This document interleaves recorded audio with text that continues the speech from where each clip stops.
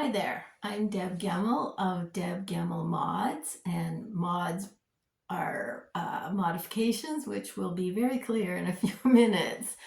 I am wearing my 12-point circular any-gauge sweater. This is in Hampton, which is 50-gram balls made up of 40% cotton, 30% hemp, and 30% modal. And I have used so far one ball of each color, and I'm on my second set of balls of each color. And here we are. I think I have 5 inches more to go. So I am very close to being finished. And I am going to make this one just with short sleeves. So all I have to do here is do maybe an inch and a half of stocking stitch, probably in a solid color. That'll be done. And 5 inches on the bottom. And then I'm done. Very excited to be finished. This is a summer weight sweater. I did it fairly open stitches. And you see these marks here? They are actually not part of the pattern. It's because I used, let me get my hand under here. I used an increase that has holes. There we are. And so that's what's making those marks. Is I decided to use an open make one, which makes a small hole. When I'm designing things, so this is my own design, and this is a free pattern, so you can go and download it. I almost always use something with an open increase because I can keep track of where I am easier. It makes my knitting easier to read. So here is my first circular yoke, 12-point circular yoke, and this was done in Wellington fibers. And I did do, this is done helically with one round stripes, and this one was also, but because it's so variegated, you really can't see it, but you can see the points of increase there. So I'm going to go put this other sweater on because I have been walking around setting myself up, hauling a little basket of yarn with me, which is not a great way to operate. So I'm going to put a finished sweater on. Hold on, I'll be back. Hi, I'm back. I'm a little warmer. It's -2 today and my apartment is a little cool. So I do have a finished object. I was knitting the Lunenburg to keep my circular yoke, to keep this circular yoke thing going. Anyway, here it is. It's all finished, and I washed it, and it's a little damp, but I'm so happy with it. I was really in a hurry to get this done because it's springtime, and I can wear this with my vest outside and ditch my winter coat.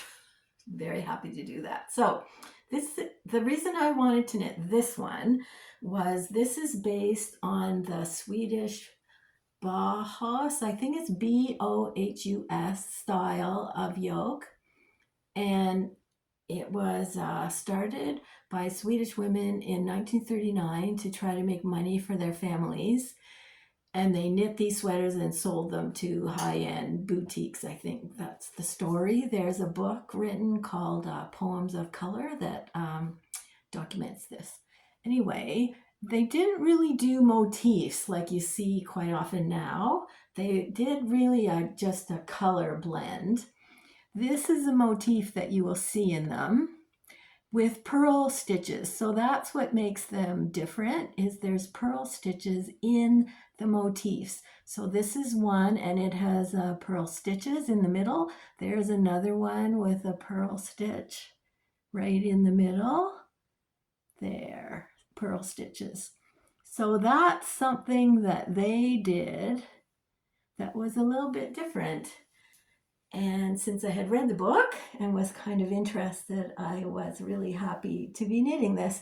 I knit this with Briggs & Little Duraspun, which is a sports weight singles. And I'm really happy with how fuzzy it is now that I've washed it. It's quite different after you wash it than before while you're knitting it. There is for sure a little bit of I don't think you can see it, but a little bit of fuzziness, which is really nice. So I think this will be wonderful to wear.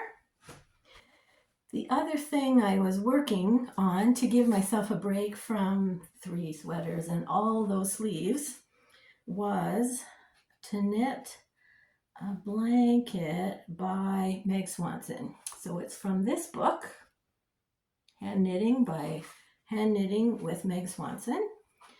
And it was the puzzle pillow blanket. So it's a blanket that folds up and goes in the pillow, which I didn't do. But, excuse me, but it's done with mitered squares that are done by short rows. So you would be knitting shorter, shorter, shorter, shorter, longer, longer, longer, longer, shorter, shorter, shorter, longer, longer, longer. So a mindful knit, can you see that? There we are. A mindful knit for me, a relaxing knit, a mindful knit, I have to have something to keep track of. It stops some of the chatter in my head, and so I find that much more relaxing than just knitting straight garter stitch. So I had a whole bag full of little balls. Here they come tumbling out. A whole bag.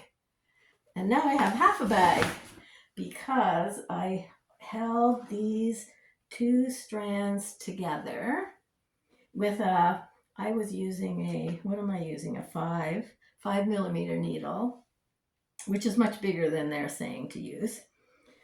So here I am on the last square. There it is. So that's all I have left to do. Back and forth and join them up here. But here's my blanket. So I used all these scraps. So I tried to use,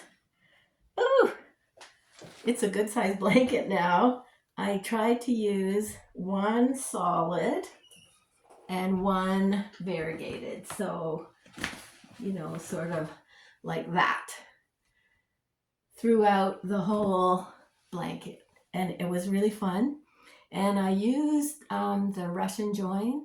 So if you follow the pattern and change the colors as they tell you in this pattern, you will get, I don't know if there's another picture, let me see there. You will get these sections that are triangles and parallelograms. But then if I did that, I would have more and more little balls left.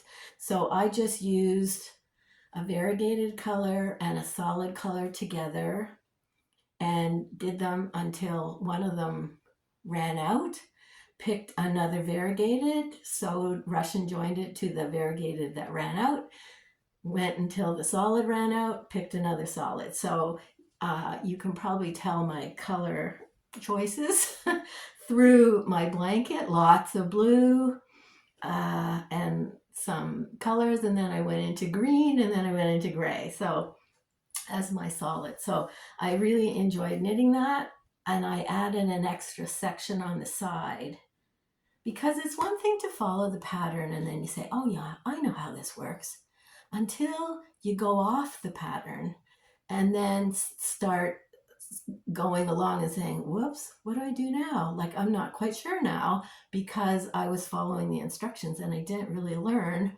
how she was actually doing it until added an extra panel on the side going a different direction. It's knit like this way, and then I went this way down the side to make it wider. And it wasn't until I got there that I started thinking, oh, I've got this. If I do it this way, I'll get this. I'll get this row of holes here, the join, going a certain direction. And if I do it the other way, it will go the other way. And I made a few wrong turns, but that's okay. I did learn how to do that, and I might just start another one on my own, just because I still have a third of a bag of odds and ends. But I really found it satisfying to do, and I really enjoyed that. So I have a finished object. So I finished this sweater. This is the first prototype circular yoke, 12-point circular yoke. I'm almost done the other one. I have 5 more inches and the 2 cuffs to do. So what's next? I thought I would give myself a little break and do a whole bunch of small projects. So what do I have here? And not just one. No, I have several. So the one, let's see, where's my sock? I started the mermaid sock by Summer Lee. I bought the pattern just because I like the stitch pattern. Can you see it? It looks like it's a mermaid. It's supposed to be like little fish scales, which I really thought was great. And oh, hold on. I started it and it's across the room. Hold on. Okay, I thought it was so organized this morning, but no. Okay, so I started it. Here it is. With heritage sock yarn, which I find for me really, really fine. I am a loose knitter, so I am trying to do these socks on 2mm double points because that is my preference. And there's the little scales, and I'm really happy with the little scales. Can you see? But this yarn is really fine for me. So I am not going to continue with that yarn. I think for me, being a really loose knitter, this is really fine yarn.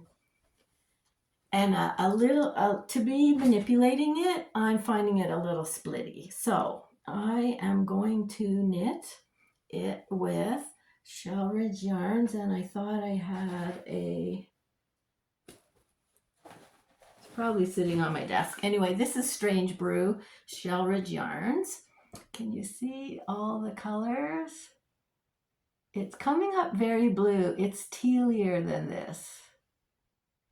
And it has, like, can you see there's a little bit of green, there's a navy or black, I'm not sure, teal, blue.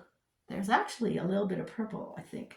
Anyway, a really nice mix, and it goes from dark, there's dark patches and light, so I thought the scales would look really nice in this. So now I don't have to knit it on 2mm. I wasn't going to get gauge anyway, even on a 2mm. So I'm going to go up to a 2.25, which I'm much more comfortable with. And because this is slightly thicker sock yarn, and I will go down a size. And I'm going to knit these for my son-in-law, who's a fisherman. Socks with fish scales on them. So that's very exciting. There we go. Whoops. Put it all in the bag. Be organized. It's not my best thing. I just printed this off to show you the front of the pattern. I'm not going to follow the pattern. I bought the pattern for the fish scales pattern. And I am going to have a different idea of how to do a short row heels toe up. So these are cuff down socks from Summerly, and I am going to do a toe up sock with a short row heel and try out my idea, which I think will mostly work. And then I'm going to put the fish scales pattern on the top of the foot and on the leg. So that's where I'm going with that one. The other thing I'm doing is I am going to knit something I have knit. I think this would be my fourth one. So I don't knit patterns over and over and over very often, but this for me is, I think this is the cleverest pattern ever. So this is Windward by Heidi Kiermeier. And again, for me, this is a mindful knit. You do have to pay attention, which is good. I'm really good with that. So here's the schematic of and you start here and you go down here. And what's fascinating is when you get to here, you're actually going like this. I'll have to show you when I get there. I have knit this 3 times already, and now I'm knitting it again because I find it truly fascinating. But this time, she has it in fingering, and I've done it 3 times in fingering. So this, I think the needle size is 3.25, 3.5 with fingering. This is Fleece Artist. Oh, from my stash, again, still stash busting. This is from my stash, old Fleece Artist. Heavy fingering, almost a sports weight, I would say. It's green, shades of green. It has a little bit of black in it, and I love any hand dyes that has black in it. Like, I love it. I like dark colors for the most part. So I have started. There we are. I have started. So you start here, and then you're knitting this triangle and this triangle at the same time. And now I'm just on this triangle. But I love the color variation.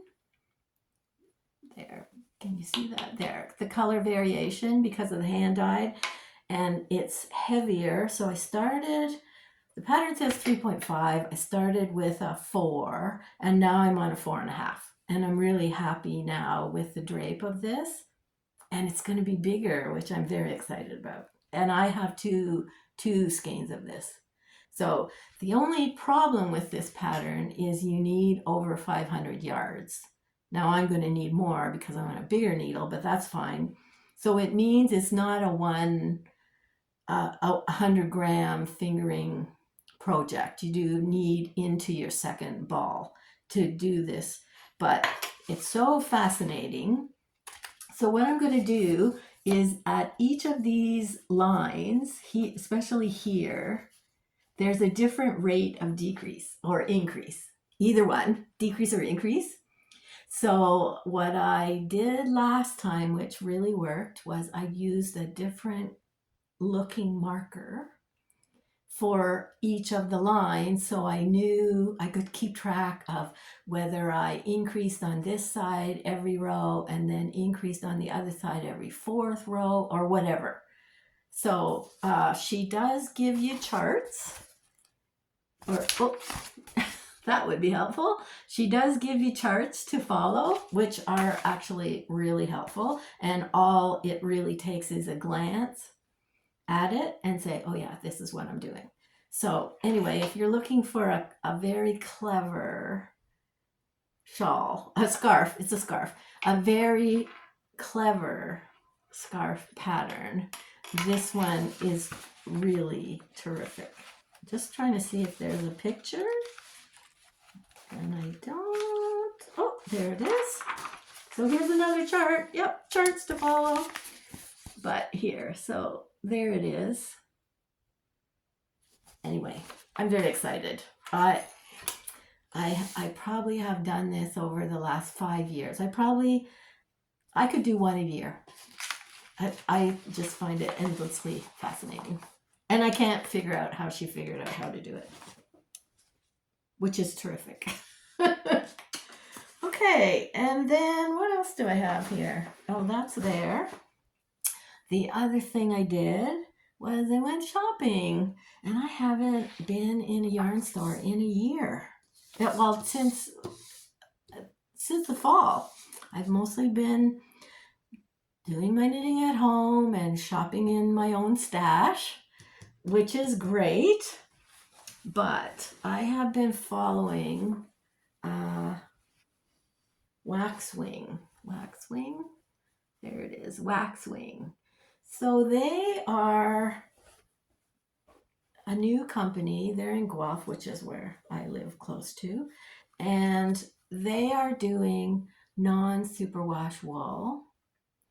So I'm a big Briggs & Little fan. So using their sport was really fun. So this is very similar, and but it's a fingering weight instead of a sports weight. So here we are. So this is what I got. And it's singles. There it is. It's a singles. It blooms really nicely and softens up very much like the Briggs & Little does. And Briggs & Little is New Brunswick, and this is milled in Quebec. So I bought a kit. For this fingerless gloves by Gudrun Johnston. There we are. So there's Ellen Trader. There. And I could pick my own colors, which was nice. And then, just for the hell of it, I added a whole bunch more colors. So I did a big, for me, oops, now they're falling on the floor. Hold on. So for me, this is a big shop for me. I'm not a big yarn buyer. So here we are. Anyway, so I bought these colors. Aren't they fun? So I need 5 of them to do the fingerless gloves. And I picked 5, and then I picked some more because I'm going to try to knit a pair of socks. So this is there. Not superwash, no nylon, but I think this would make a terrific pair of socks. So I'm going to try that and see how they do and see what sort of needle I need. She did, the reason I went is my local yarn store had her come and do a trunk show. So I could go and actually look at all the colors and pick what I wanted. And these are 25-gram balls with 91 meters. So I think these fingerless gloves won't take a ton of it, but I bought some more colors. Anyway, I might make 2 pairs. So that was very exciting. It was really nice to be doing a little bit of shopping and looking at all the colors. And I was really pleased to be able to pick my own colors. So the main color for these gloves, there is going to be this green. And then I have a bunch of other colors. So I'm excited about that. So I'm going to finish my circular yoke. That one's done. I'm going to be finished really shortly. My Lunenburg is going to be dry in another day. My blanket should be done. Like I don't have that many, maybe 10 rows left. So my blanket will be finished. I'm excited about my blanket. I have had this bag of odds and ends like for years and years and years and years. So I am so happy. There's an undone blanket in there. I'm just ripping it out. I'm so happy to be using it up, and I could use another blanket in this apartment because it's a little cool. So then my new projects are my Windward scarf, which would be great. And what else? Oh, my socks, my fish scale socks, mermaid socks, and these fingerless gloves. So I'm sort of excited to have 3 smaller projects after getting 3 adult sweaters done. And it also gives me a break, and I have a chance to think about my next project, my next sweater project, because I can't go too long without one on my needle. So I am thinking a V-neck pullover. That's what I'm thinking. And I don't know if I'll do a cardigan at the same time. We'll see. We'll see. I might write them at the same time.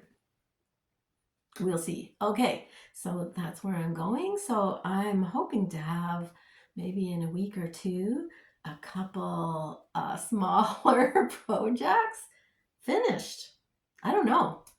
I'm kind of onto this color thing at the moment when I finish my Lunenburg. So I don't know. I could get these fingerless gloves going. It's a perfect season for them.